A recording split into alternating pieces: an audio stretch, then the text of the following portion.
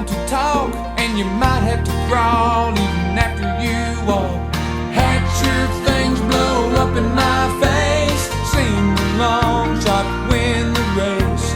Been knocked down by the slamming door, picked myself up and came back for more.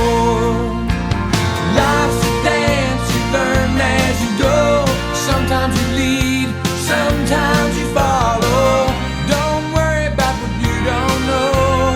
Life's a dance, you learn as you go.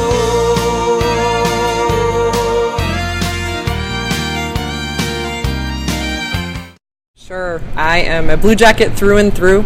My parents were homecoming king and queen actually in 1968 here at Cambridge High School. My brother was on the great football teams with George Larson teams in the 1990s, and I think that's where my kind of drive came from. I saw so much success from those football teams. And about in 5th grade, we had a local travel team coached by a local dad named Jerry Grell. And he started kind of that love in me, just absolutely loving basketball. That grew. We weren't as successful as we'd love to be when we were in 5th and 6th grade, but then as 7th and 8th graders, we saw a ton of success. And then our goal ended up really being to get to the state tournament. We had a high school coach at that point. Her name was Jackie Reist, and she had a challenge for the varsity team that was to put up about 75 hours a summer. So that was their goal, to put in 75 hours of practice. And as a 7th grader, I put in 300 hours. So I definitely had that bug. I just wanted to be great, and I wanted to continue to get better and better and better. And I had such great support around me. So then from that point, I ended up being an 8th grader on the varsity, which was a huge, just a joy, and I was very, very proud of that. Ended up playing volleyball, basketball, and softball. Started all 4 of those all 4 years, and had amazing coaches all the way through. Take it easy, take it easy. After high school, I played 4 years of basketball at St. Cloud State University, had a great experience there, grew up a ton from my freshman year to my senior year, ended up being a 4-year letter winner and a captain my senior year, which I was very proud of. And so I had an internship after I graduated from St. Cloud State to work with the Stanford women's basketball team. So moved to California after 22 years in Minnesota.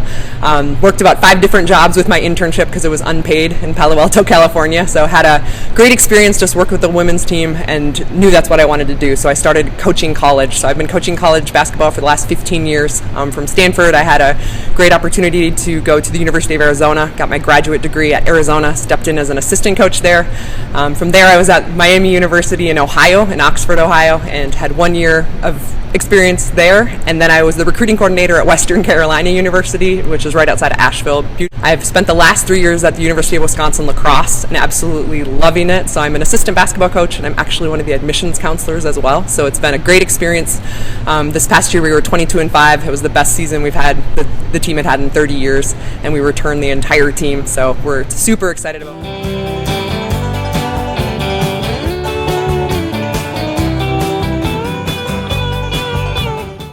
Fondest memories of being a Blue Jacket started when I was in 8th grade and being moved up to the varsity. That was something I was so proud of, just I'd worked so hard at that point.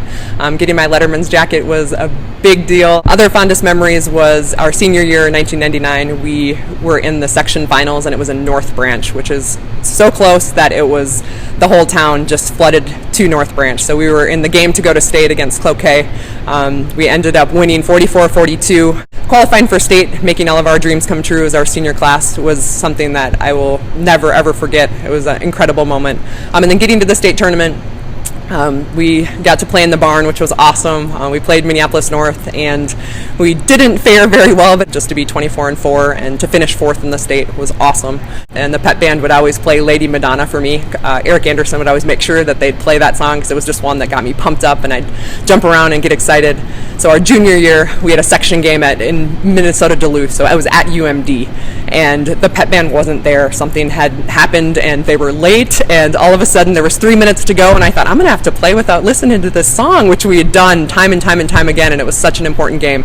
And with about 2 minutes to go on the warm-up clock, the band ran in from, and I still vividly remember them running in, and they threw their things on as fast as they could, and Eric got them going, and they played Lady Madonna only, and we jumped around, and we ended up, Sarah Erickson hit a bank shot to go in at that point, and Hibbing was by far a better team than us, but we were just kind of the young team growing up. So Sarah hit a shot, and then we went into overtime and actually beat that team. So I believe it was because of that Lady Madonna, but that just it fueled our fire. Lady Madonna, children at your feet, wonder how you manage to make ends meet. First of all, I'm just very honored. Just as I've said, I bleed blue. I always have. So it's just those individuals that have nominated me for this. I'm so proud to be a part of this class.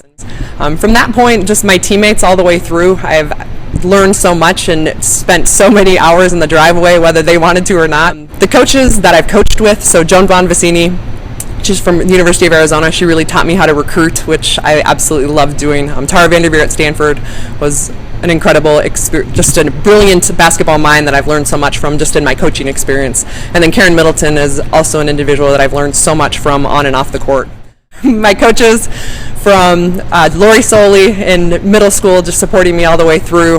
Jerry Carlson, volleyball-wise, Christy Phoebe pushed us like crazy. Jill Mattson was always the one that I wanted to beat her. That was the records I wanted to beat. And then Ann Johnson, my varsity coach, she was the best leader for our team. She knew we had strong leaders on our team, so she gave it up to us a lot of time. Ultimately, I want to thank my family. They're the ones that spent every vacation from 6th grade to 11th grade on a trip with the AAU national team, that they made friends and got to know the parents.